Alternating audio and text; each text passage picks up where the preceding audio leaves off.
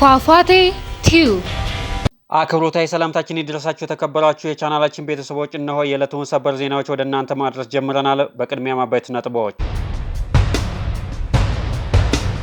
ከብልጽግና ውድቀት በኋላ የምንረከባት ኢትዮጵያ ምን መምሰል አለባት በሚለው ላይ እኛ ኢትዮጵያውያን ከወዲሁ መነጋገር አለብን አሉ። ዝርዝሩን እንመለከተዋለን። ኤርትራ ከውስጥ እየፈረሰች መሆኑን አንድ ጥናት አጋለጠ። በአስመራ ከባድ ቀውስ ተከስቷል፣ እንመለስበታለን። ባለስልጣናት ፍርድ ቤት ቀረቡ። የመንግስት ከፍተኛ አመራር ሆነው በጎን የራሳቸውን ታጣቂ ቡድን ያደራጁ ባለስልጣናት በእስራት ተቀጡ፣ እንመለከተዋለን።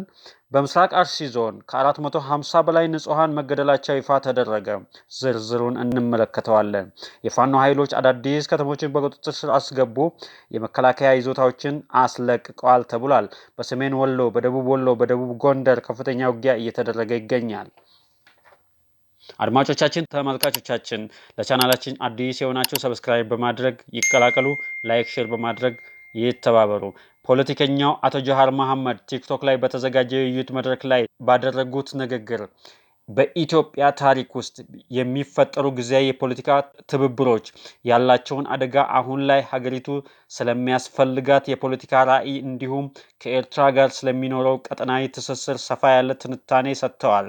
በአሁኑ ወቅትም የማዕከላዊ መንግስትን ውድቀት ተከትሎ አብይን ለመጣል ብቻ ተብለው የሚፈጠሩ ትብብሮች ከፍተኛ አደጋ እንዳላቸው ያስጠነቀቁት ፖለቲከኛው አቶ ጀዋር የፖለቲካ ኃይሎች መንግስትን ከመጣል ባለፈ ከአብይ አህመድ ወይም ብልጽግና ውድቀት በኋላ የምትመጣው ኢትዮጵያ ምን አይነት አስተዳደርና ማህበራዊ አደረጃጀት ይኖራታል በሚለው ዘላቂ ራዕይ ላይ አስቀድመው ሊወያዩና ስምምነት ላይ ሊደርሱ እንደሚገባ አሳስበዋል።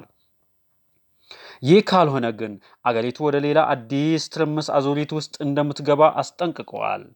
ኢትዮጵያ ውስጥ ያሉ ውስጣዊ ቀውሶች ለግብጽ የውጭ ፖሊሲ ትልቅ ክፍተት እና እድል መፍጠራቸውን የጠቆሙት አቶ ጀዋር ግብጽ የኢትዮጵያ የውስጥ ቀውስ የማባባስ ከጎረቤት ጋር የማጋጨት እና አገራችንን ዓለም አቀፍ የፋይናንስ ድጋፍ እንዳታገኝ የማድረግ ስትራቴጂን የተከተለች መሆኑን አስታውቀዋል። ይህ ትውልድ ከቀድሞዎቹ ኢህአዲግ፣ ኦነግና ህወሓት የፖለቲካ ትርክቶች ወጥቶ በሰፊ አገራዊና ቀጠናዊ ትስስር ላይ ሊያስብ እንደሚገባ ጥሪ ቀርበዋል። በኢትዮጵያና በኤርትራ መካከል ልዩ ግንኙነት ሊገነባ እንደሚገባ ያሳሰቡት ጀዋር የሁለቱ ሀገራት ማህበራዊ፣ ፖለቲካዊ፣ ኢኮኖሚያዊ፣ የደህንነት ጉዳዮች ካልተሳሰረ በስተቀር ሁለቱ ሀገራት የህዝባቸውን ህልም ማሳካት እንደማይችሉ አስጠንቅቀዋል። ኤርትራ እየፈረሰች ነው ተባለ። በአስመራ ከባድ ቀውስ ተከስቷል። አስመራ ጨምሮ በመላው ኤርትራ ከባድ ቀውስ ተከስቷል። የሻዕቢያ ፖሊሲ ኤርትራን ምን አይነት ማጥ ውስጥ እየከተታት እንዳለ በግላጭ እየታየ ነው ሲል አንድ ጥናት አጋለጠ። የቀድሞ የሻዕቢያ ታጋይ የነበረውና በአሁኑ ወቅት በኖርዌይ ዩኒቨርሲቲ ተመራማሪ የሆኑት መሐመድ ኬር ኦመር የኤርትራ አሁናዊ ቀውስ በተመለከተ ያጋሩት መረጃ አስደንጋጭ ነው ተባለ። መረጃው ኢሳያስ አፈወርቂ በገዛ አምሳላቸው ጠፍጥፎ የፈጠሯትን አገር በገዛ እጃቸው እያፈረሷት ይሆን የሚል ጥያቄ ያስነሳል።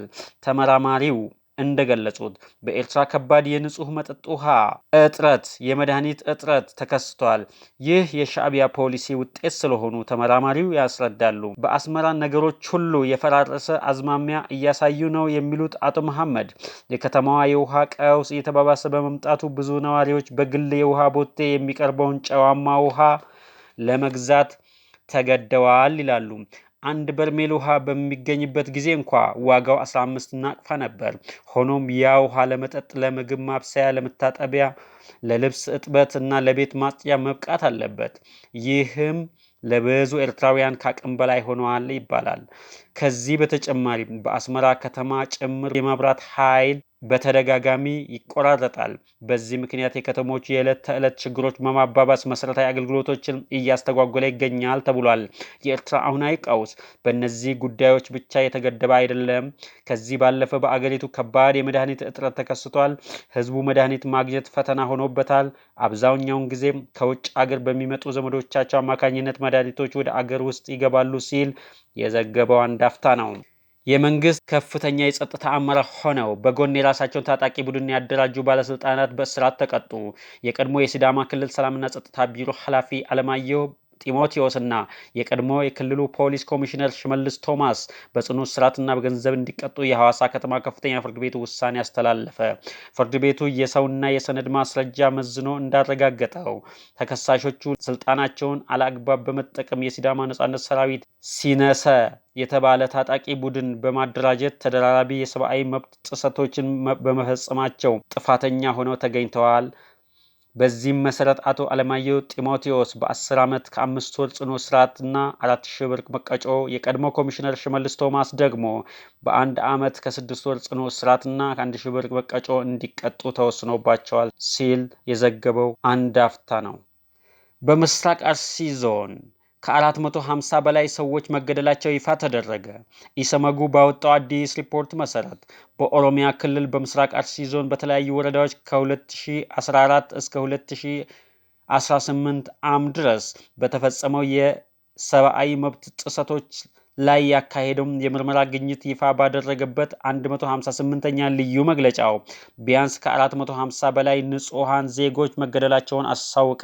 ሀገር በቀሉ የሰብአዊ መብቶች ተሟጋች ድርጅት በ37 ገጾች ቀንብቦ ባወጣው ሪፖርት መሰረት በዞኑ በሚገኙ 9 ወረዳዎች ውስጥ በታጣቂ አካላት ማንነትንና ሃይማኖትን መሰረት በማድረግ በተፈጸሙ ጥቃቶች የሰው ሕይወት ከማለፍ ባሻገር በርካታ ዜጎች ለአካላዊ ጉዳት፣ ለእገታና ለአስገድዶ መሰወር ተዳርገዋል ብሏል።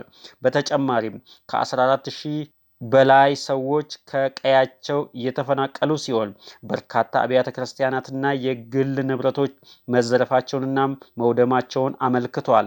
ኢሰመጉ ባካሄደው የመስክ ምልከታና መረጃ ማሰባሰብ ስራ በጥቃቶቹ ሳቢያ በየወረዳው የተመዘገበው የሟቾች ቁጥር እንደሚከተለው አሰናድቷል። አንደኛ መርቲ ወረዳ 117 ሰዎች፣ ሁለተኛ ሽርካ ወረዳ 116 ሰዎች፣ ሶስተኛ ጀጁ ወረዳ 101 ሰዎች፣ አራተኛ ሮቤ ወረዳ 47 ሰዎች፣ አምስተኛ ጉና ወረዳ 26 ሰዎች፣ ስድስተኛ ሆሎንቆ ዋቢ ወረዳ 20 ሰዎች፣ ሰባተኛ ሙኔሳ ወረዳ 19 ሰዎች፣ ስምንተኛ አሰኮ ወረዳ 5 ንጹሃን እና 4 የሚሊሻ አካላት፣ አርሲስሬ 3 ሰዎች በአጠቃላይ በተጠቀሰው የጊዜ ሰሌዳ ውስጥ ህይወታቸውን አልፏል ተብሏል። ጉባኤ የሟቾችን ስም ዝርዝር ከነ ምስላቸው አስደግፎ ነው በሪፖርት ይፋ ያደረገው። ከግድያው ጎን ለጎን በሽርካ፣ በሮቤ፣ ጀጁ፣ መርቲና ሙኔሳ ወረዳዎች በመቶዎች የሚቆጠሩ ሰዎች ታግተው የተወሰዱ ሲሆን ቤተሰቦቻቸው ከፍተኛ ካሳ ገንዘብ ከፍለው ያስለቀቋቸው ቢኖሩም በርካቶች እስካሁንም ድረስ ያሉበት ሁኔታ አልታወቀም ሲል በሪፖርቱ አካቷል። በጥቃቶቹ ወቅት በህፃናትና በአረጋውያን ላይ ከባድ የአካል ጉዳት መድረሱንም ሪፖርቱ ያመላክታል። የደህንነት ስጋት በዞኑ ከፍተኛ መሆኑን የጠቀሰው መግለጫው በጀጁ 6216፣ በሽርካ 3746፣ በአሰኮ 2133፣ በሮቤ 1270፣ በመርቲ 1036፣ በሙኔሳ 29 ሰዎች እና በጉና 21 ዜጎች በጠቅላላው ከ14000 በላይ ዜጎች መፈናቀላቸውን አስረድተዋል። በተጨማሪም እድሜ ጠገብ አብያተ ክርስቲያናት መቃጠላቸውን ይፋ አድርጓል። ሪፖርቱ ኢሰመጉ እንዳለው ድርጊቶቹ በህገ መንግስቱና ዓለም አቀፍ ድንጋጌዎች የተረጋገጡ መሰረታዊ መብቶችን የጣሱና በሰብአዊነት ላይ የተፈጸሙ ወንጀሎች ባህሪያት የሚያሳይ ነው ብሏል።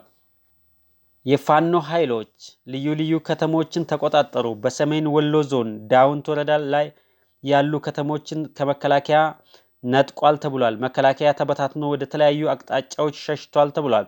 አብዛኛው የወረዳ አመራር ከመከላከያ ጋር መፈርጠጡ ተገልጿል። በዳውንት ወረዳ ኩርባ ከተማ ያለው የመከላከያ ኃይል ሙሉ በሙሉ አካባቢን ለቆ ወጥቷል። በደቡብ ወሎ ዞን ከላላ ወረዳ፣ መቅደላ ወረዳ እና ሌሎችም አካባቢዎች ላይ የመከላከያ ቁልፍ ቦታዎች ፋኖ መጠቁ ተገልጿል።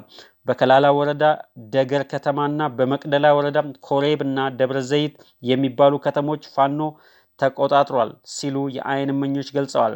በራያ ቆቦ አራዶም አካባቢ ከፍተኛ ውጊያ እየተካሄደ እንደሚገኝ ተገልጿል። የመከላከያ አዛዦች ከወልዲያ ከተማ ወደ ራያ ቆቦ አራዶም ማለፍ ሳይችሉ ቀርተው ወደ ኋላ ወደ ወልዲያ ተመልሷል ተብሏል።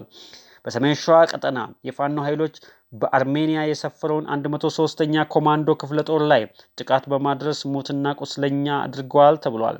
የህወሓት ኃይል ዝግጅቴን ጨርሻለሁ፣ ብልጽግና በመጥፋት አፋፍ ላይ ነው ሲል ገልጿል።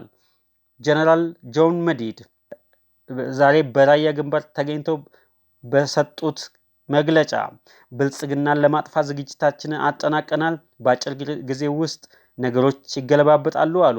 በራያ ግንባር ላለው ሰራዊታቸው። አድማጮቻችን፣ ተመልካቾቻችን ለቻናላችን አዲስ የሆናችሁ ሰብስክራይብ በማድረግ ይቀላቀሉ። መረጃው ለሌሎች እንዲደርስ ላይክ፣ ሼር በማድረግ ይተባበሩ። ሰናይ ጊዜ